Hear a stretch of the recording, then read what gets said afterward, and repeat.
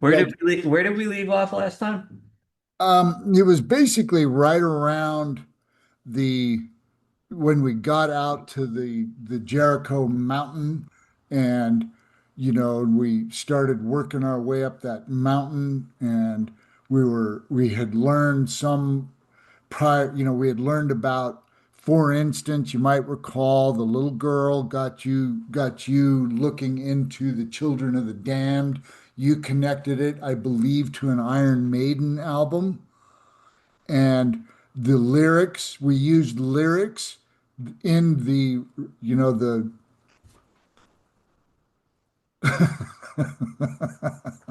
Why does this shit always happen to me? It never ends, man. All right. so Uh, we, was that the first time we drove your truck to the top of the mountain and it said 12,000 miles exactly on it? yeah. Uh, And but not to the top. We had to hike up it. We passed through arches, and then I took my staff, we hiked up the mountain. Uh, and that's when we got up there, and you were this was an old mine. And yeah, and let's start there and kind of go into detail. That was a crazy time. So you were out there with a jackhammer and you had that bubble right. around you. Yeah, all right, we'll start there. Is this thing recording? Yeah, okay, cool. You ready? Yeah. Hey everyone, welcome back to episode 3 of Jason and Peace. Peter's Adventures. And where we left off last time is where we're going to pick up this time. We were talking about Temple Mount, right? Yeah, that's what we called it. Yeah, well, so to remind you, because it seems to me you would remember more about what happened when you tied that burnt little girl that showed up outside your bathroom and led us to the children of the damned. And then you connected that to an Iron Maiden album that talked about Icarus, right? Icarus, right? And then we might take a second and have you describe Prometheus to the watchers of this, because Prometheus is, you know, enormous, and then I can fill in how we even found out about Prometheus, because Prometheus and Icarus, both of those dragons, played a role in this. So Prometheus was a platinum-based dragon that was huge, like 4 kilometers long or something. Right. And after we had picked that spot in Utah and we started driving out there, um, that's where the craziness of that whole part of that adventure really had started. So you drove Gabe up to the top of the mountain and your odometer said 12,000 miles exactly. Right. And then I remember going up on top of this kind of like rock ledge along the whole top of it. Yeah, well, let's fill in a lot of this. Okay. So at that time, there was another pretty gifted seer who I was in touch with, and we just happen to be in a world where a lot of truly gifted seers, what most people call psychics, I don't like that word, um, called me and said, "There is a dragon in the field below my house that is the biggest creature I have ever seen in my life." And she had no, like a lot of people like her, could not relate length or anything to anything. I don't know how long is a football field and things like that, right? And and I said, well, it's about 300 feet long. And she said, well, this is 10, 15 football fields then, right? And that day you received a pewter dragon Platinum. pewter colored, Oh, right. Yep. a little, a little from a store, Yep. but it was quality, and you got that from Mary Beth, correct? I don't remember. I think it was Mary Beth that sent it to you.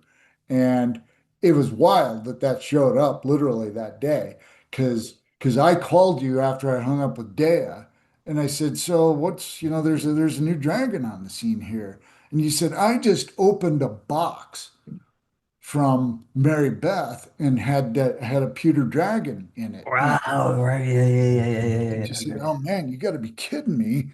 And then you said, hold on a minute. And you said, oh God, this thing is like Godzilla. Squared. And and so that's how we came to know Prometheus, and Prometheus had come onto the scene to be involved with something that we were going to go do, and we had no idea we were going to go do it.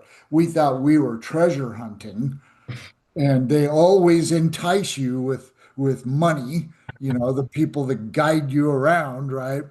And but we had work to do, and we had work we had to go do, and there was something that we'll be getting to in the course of this narrative that explains what that work actually turned out to be.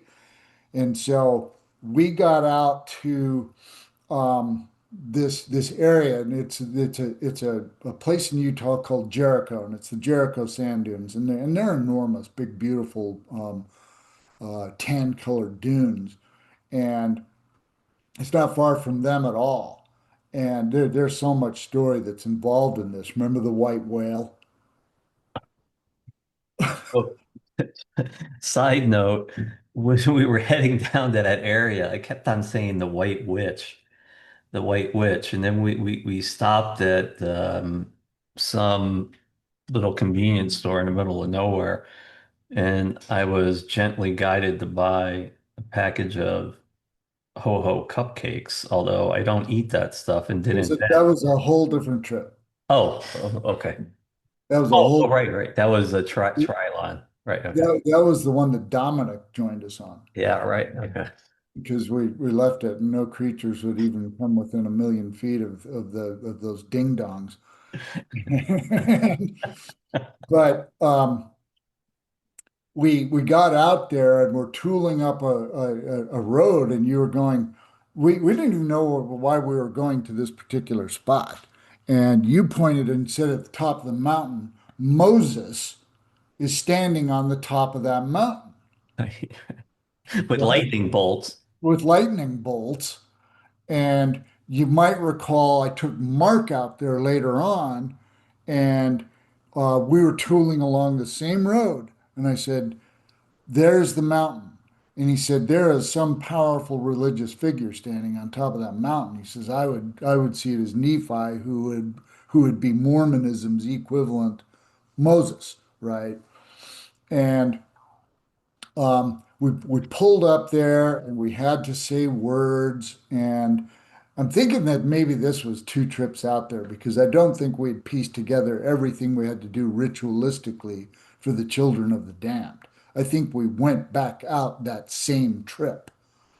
And because we got out, we passed through these golden arch things, and we couldn't drive anymore. That was an instruction. There was a road, but we couldn't take it. And we parked up on a little plateau below the mountain that we started calling Temple Mountain and got out. I grabbed my staff, and that was one of those rare times where I actually felt as though a presence was superimposed on the top of my body. I felt it while I was walking with my staff, and I was wearing a cloak. I could feel it. And that kind of stuff doesn't really happen to me that much, but it did then. And you might remember that trees were all torched.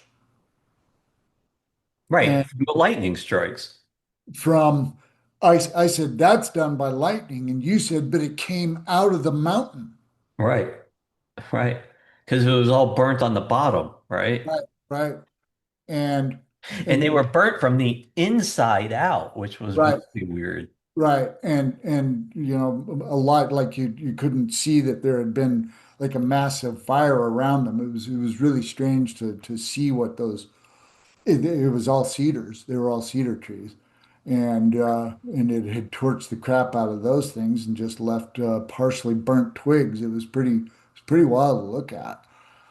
And we just made our way up the mountain, and right when we got up there, you said, "There are those golden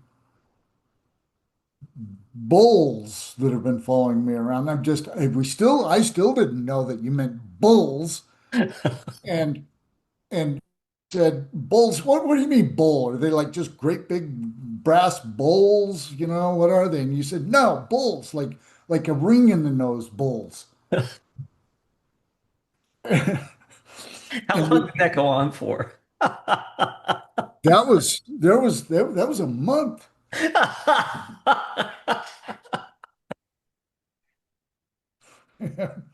I remember when we got up there, and we're in the desert, right? That's pretty much the desert. Yeah, There was a puddle of water where I said Moses was standing on that rock right at the top. Remember right. that puddle of water? Yeah, Then I had that Egyptian artifact. I don't remember what it was, like a little totem or something. And I yeah, yeah, put it in the water and it floated. yeah. How was that possible? It was floating No, in the I water. know, because it was like it was a little piece of sandstone, but that thing was legit old from somewhere. That Right. was an artifact, right? Yeah. And but as we walked up, I was walking behind you, and I can remember your actual gesture. You just said, "This right here is an old mine." And and you wound up saying a little bit later that you're going to bring somebody up here and they're going to know more about how things worked back then. And I wound up taking Calvin out there, and he knew exactly about it. He says, "Yeah, if you look right under this ledge, you can see the soot on the walls, and that's because they burned, they built fires against those walls, and then threw cold water on them to break the stone." And he knew about that, and we had taken some treasure detection equipment with us, and we had it that day, right? And another sort of side addendum to that part of it is, you remember Pam, I was dating her at the time, right? Well, she was at home right around that time. Like we're talking, I think while you were, maybe it was right after you had gone back or something. And she was in her bedroom staring through a crystal. And and suddenly she went into some trance-like effect that she wasn't really known for. And and she said that a man in coveralls carrying a pail walked out of it and showed her vision. And you might recall that one of the things that Saint Germain utilizes is that archetypal imagery of a man carrying a pail, a working man, right?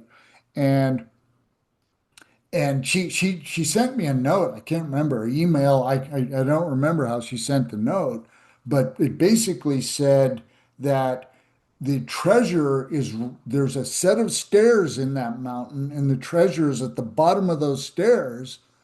And I hadn't even told her what we were doing. She didn't know about any of that. But she picked up on all that, and that kind of rocked my world that she would have been, involved in any way, shape, or form with that part of it, right? And and then you were basically seeing through the what I call the fake overlay that is this world into the underlying reality that's really there. Right. And so you were seeing art of all of the things, like there was a stone that was sitting there, and you said, "That's an animal." And I don't know, I've never seen it. I don't know what it is. And you stared around like you didn't want to have anything to do with that animal.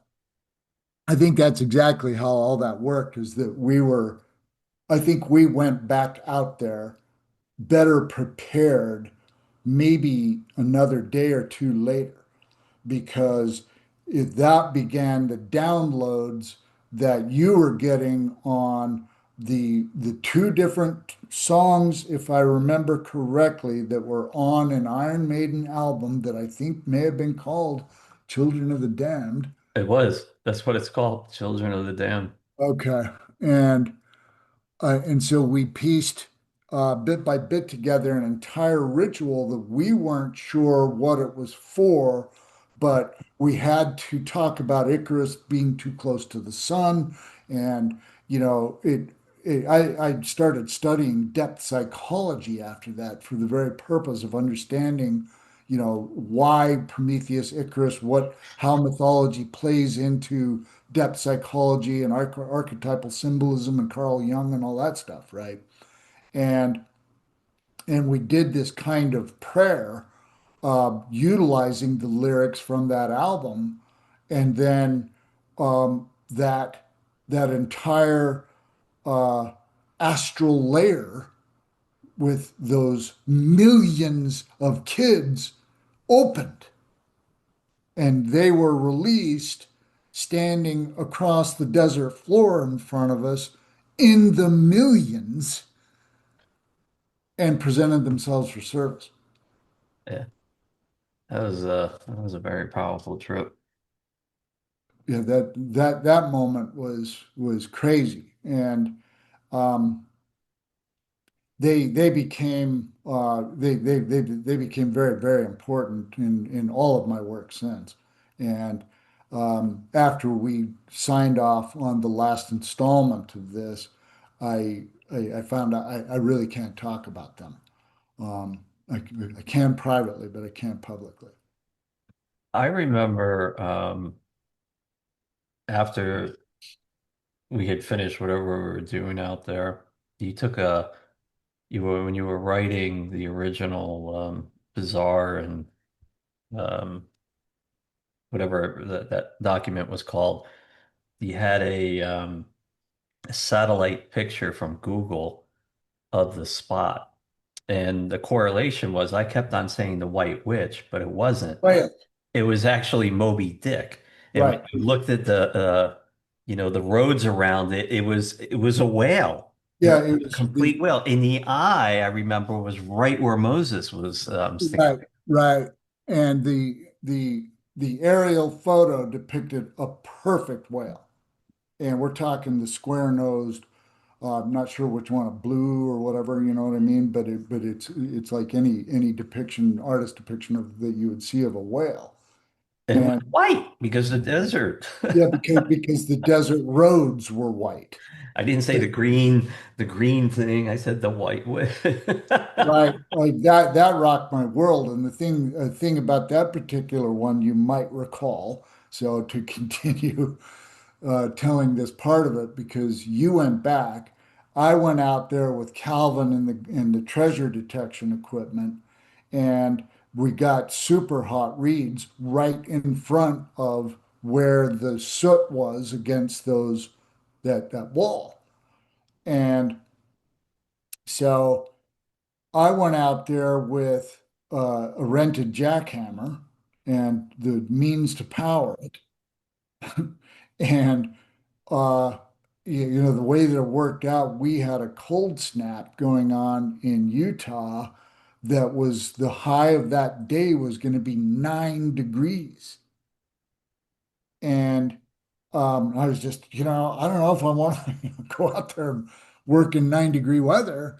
And you said, well, St. G's telling me it's going to be a summer day. And so I went out there and I set up, and a half hour later, I was working without a shirt. And it was a dome of warmth. It's in fact how I learned how to build those domes. Um, that was over the top of it, and it was probably about 200 feet wide. And I did this. You could walk, 100 feet out from that, and it would be cold from one spot to the next. Literally a 3 or 4 foot few steps, but back in it, it was just warm.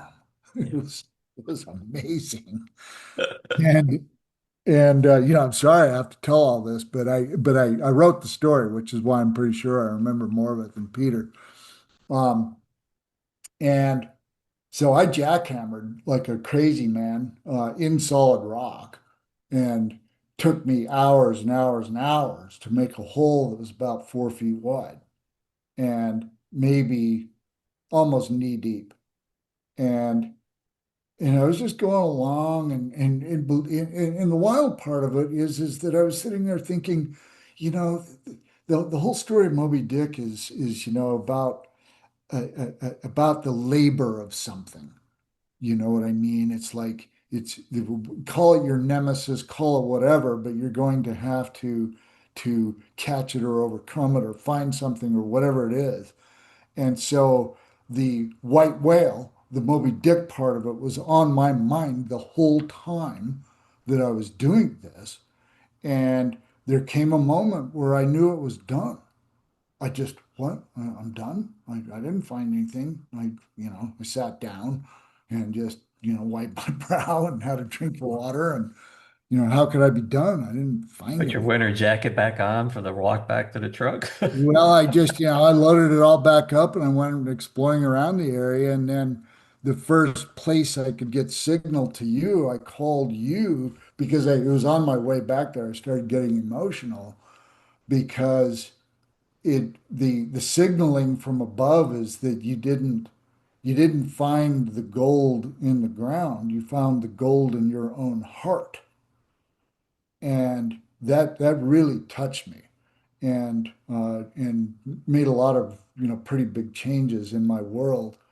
And then we talked about it, and you were saying, yeah, and yeah, yeah, yeah, and this, and we just talked about. I can't remember what we said, but I was staying in a hotel, um, 20 miles from there, and uh, the next morning you called the hotel and said, "What's the most popular movie out right now?" And it was Alexander. Is that what it was called? About Alexander the Great? This is what, 2005? I don't know. But what you're saying, and I to this day, I don't know whether or not to believe what was being said, but you said that a part of what we're doing has to do with your past life being Alexander the Great. And so that none of that's ringing a bell, He conquered the world, known world. huh? And transformed it. And um, so here's a tidbit you might recall or not. I don't know, but it's one of the powerful ones because a day or two later, I was at home and I was feeling like, you know, Peter and his gift and everything. It's, I just, how do I know I'm making any headway on any of this stuff? You know what I mean? And you said, well, what do you want? I said, I just want him to throw me a bone. And, 2 days after discovering the gold in your heart, it seems to be a little bit nitpicky. You know what I mean? A little bit So whiny, human of you. right? And um, so yeah, I just said, I just need him to throw me a bone. And he said, it's coming at you at light speed. And we hung up. And as I hung up, Mary Beth called. And she said, I keep forgetting to tell you about my drum teacher. And he also makes drums. So she was learning how to make drums, djembes and things like that. She said, he told me about a woman who is figuring out planetary grids and the math of them, who is a mathematician living in Mexico. And she said, the reason I'm calling is because she has determined the basically the central chakra of Earth and where out of which the main transformational codes are going to flow into the world, right? And I said, really? Wow, that's wild, you know? And she says, yeah, the reason I'm calling is because it's in Utah. And I said, have you got a map? And she said, yeah, here, I'll email it right now. And she emailed it, and it was the mountain. It was the mountain we were on. And so the jackhammer was releasing a blockage in, the meridians or something like that. You can't write this stuff. And the thing about it is that I knew on the spot. I knew on the spot that St. G, whoever was involved in doing it, had modified reality, and her memory literally gave her this whole memory in order to convey that information in that moment. That's Right. real. And that of course is one of those situations where you learn very quickly how malleable reality really is. Right. Let's, I want to keep these like a half hour, 40 minutes tops, but let's talk about when we went down to Eureka with Calvin and the equipment that we have and all the bizarre stuff that happened when we were gold hunting down there. Okay. So that's when I bought the ho ho cupcakes for whatever reason on the way. Correction. Ding dongs. Ding dong, sorry, right.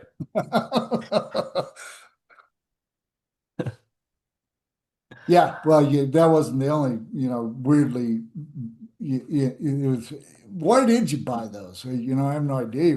You weren't eating them. I know that you ate weird junk on some of those trips, No, but we I put them on. We were down there for 3 days, right? two, 3 days, 2 or 3 days.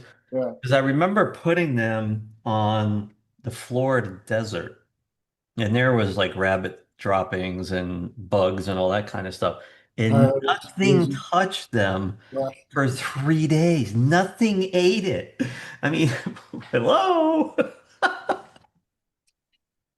So, he had Calvin had ground penetrating radar, and um, they weren't really getting nothing was happening, even though every other piece of equipment he had the scalar wave device and another what they call gold gun, which I had used in a whole different capacity, a whole different kind of it wasn't his, but it was somebody else's that I used in the Uintas, which became a part of the Uinta part of the whole treasure hunting story, and which is had its own absolutely wild conclusions.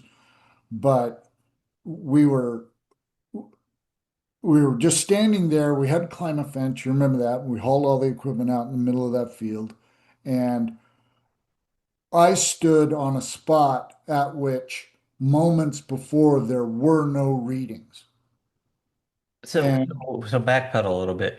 The machine that he had was like a vacuum cleaner with a laptop on his chest, right? it was And ground we penetrating radar. cordoned off a pretty big square or grid or whatever, and he would walk back and forth Right, looking at it, right? right.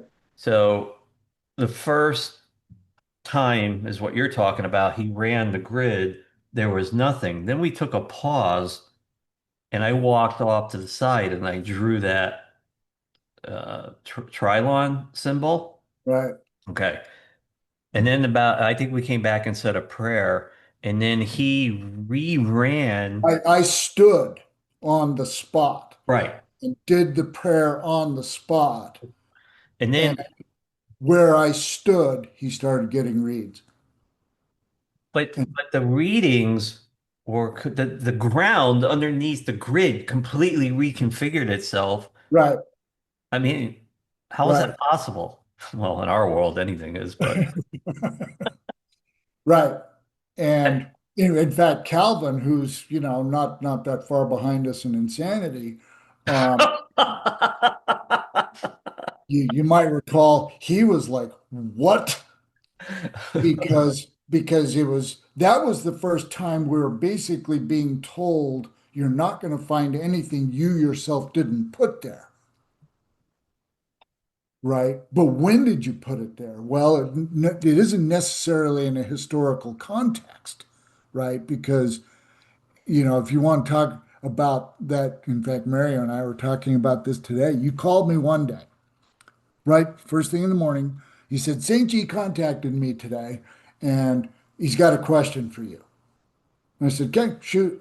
And the question was, is time travel possible? And I said, no. Well, why? It's because there's nothing to travel to. It's all mind. It existed, in another state of mind, kind of thing. And he's, yep, bingo, you passed. And we hung up. and, and so if as an example, just to give one of those wild, wild parts of this, you I got downloaded through me the necessary codes to put some buried gold into that ground, then all that would happen is in some historical context, we would have been there 300 years ago to give it the contextual storyline to put it there, even though we did it in the moment, because there isn't anything that's not happening right now, right? And that's what brought the question up in the truck on the way home that was confusing Dominic. It's going into the ground the same time we're taking it out. Right. Yeah. So there was another bit about the gold tr liquefying and traveling underground. Do you remember that? I What was do. that part about? Man, I know that was it was an impression that you had that I don't know how deep into it we got because I don't know if you understood. Maybe we can tap into it right now and find out what exactly was being said because I think that it might have just been a convenient illustration to talk about the quantum effects of events like that. Or your thoughts create your reality through, that's how you manifest, but But you still have to have raw material to work with, 100%. right? But I vaguely remember something that the gold, it's like, all right, so the game that me and you have played for 20, 25 years has always been about a learning curve, understanding the learning curve, and then getting deeper knowledge about whatever we're trying to figure out, right? They leave the breadcrumbs, we follow the breadcrumbs, and we get the loaf of bread. Right, So at that point, it had something to do with the fact that Calvin shot the grid with the ground penetrating radar and there was nothing. We stopped. I drew this Trilon symbol. You did your prayer in the exact same center. And, 20 by 20 or however big it was, it completely reconfigured itself. right. It's where You, the gold, the idea of liquid gold traveling came from. Did we manifest it there? Probably, but it traveled there. Uh, right.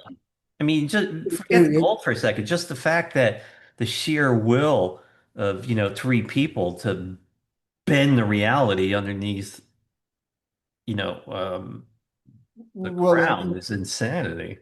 and the very fact that the ground penetrating radar would be an implement that would have been a part of the group of elements involved in the manifestation. In other words, you first find out that it's not there. You get a piece of information. You got the Trilon symbol that is still used to this day, and um, we scratched that right in the middle of that ground, right where the passes had been made. I think I drew it on my hand. And you were like, "Don't wash your hand. Let's get it down," or something. Well, I think we wound up, with a stick, scratching it into the sand. And I think I stood on that symbol and did the prayer that we downloaded on the spot. Oddly enough, that's the day I almost died, by the way. You remember that? No. So it was November of 2005, I think. It was warm out there in the desert. And I only drank a Gatorade in the morning, and that was it. And I didn't go to the bathroom all day. And that night, when we got back to your place, I was like, I was dehydrated. It was like someone put a drill bit through my head, and all the water I was drinking wasn't doing anything. And then the next day, you're like, "Come on, man, we're going back out there." 2 gallons of water. Let's go do this. Which is how we discovered that the ding dongs remained untouched. Like, like ravenous scavengers that are in the desert who are not interested in Twinkies and ding dongs. Nothing ate them. I think next time we should go through some of the experiences that I had in our first communications and what was happening to kind of build the characters we were becoming, interactions with Saint G, the methodology that me and you finally hammered out about questions and answers, the so we'd sit on each side of a canyon and play tennis with lightning bolts to get information. I think we Right. should kind of build the foundation from that so people really have an understanding of the symbology and the stuff that, we cracked, the codes that we cracked. I also want to talk about the Skinwalker Ranch adventure at some point. Oh, and they're in the Uinta Mountains with he who sits by the water. What's that? On up in the Uintas with the Indian, the Ute Indian sitting there in full regalia, smoking the pipe on the log on that gravel bar, who wanted to be known as he who sits by the water. Oh my God. Oh, right. Yeah.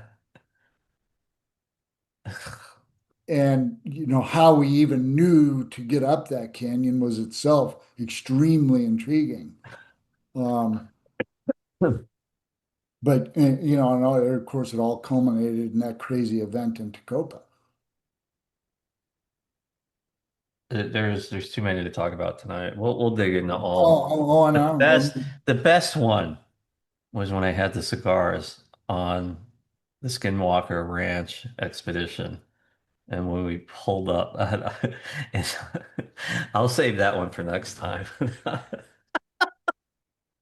That was classic, man. Oh my God, all these memories are just flooding back.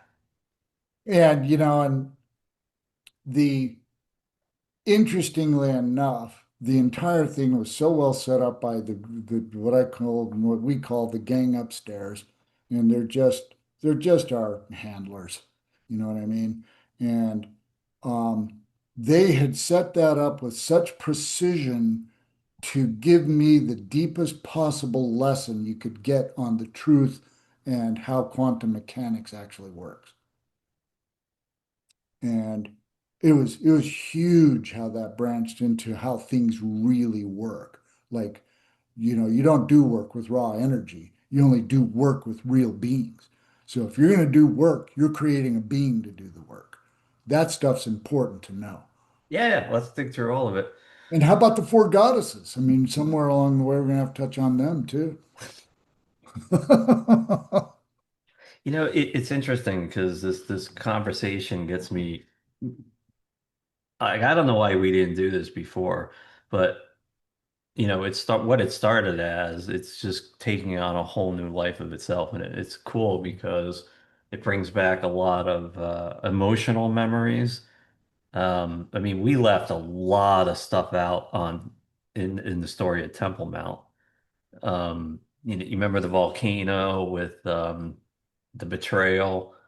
Um, then there was another time I just wandered off into the desert for however long. That was out of the north end of the Great Salt Lake when we tore you through to enlightenment. And then we have to talk about the alchemies at some point, how they came into creation and the system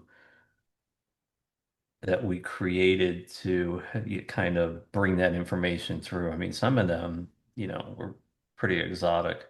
Oh, squid, uh, the stuff that makes up ant colonies, the what ants actually use. I mean, it goes on, and those are the planetaries.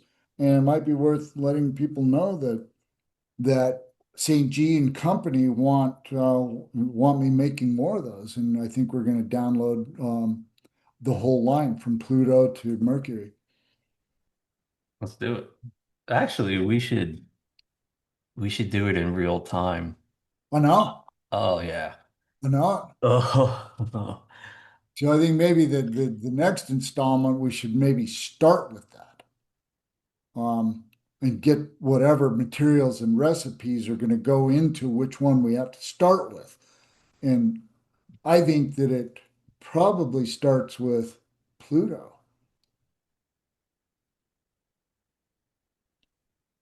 sure. but maybe not. Maybe there's an order that we don't have the capacity to I think we understand. should start out the furthest and work our way in. I think they'll tell us what we're starting with. What's that? I think they'll tell us what we're starting with. Pluto. Okay. All right. And work our way back. There's some symbology there about the Well, sun being. Pluto's huge in all of what's everything going on right now. So, it kind of makes sense. All right, cool. All right, this was fun. This was awesome. It is. It's a blast. I love it. Thanks everyone for listening to me and Jason talk about our blast from the past. Yeah. Night. Talk to you later. Bye, Al.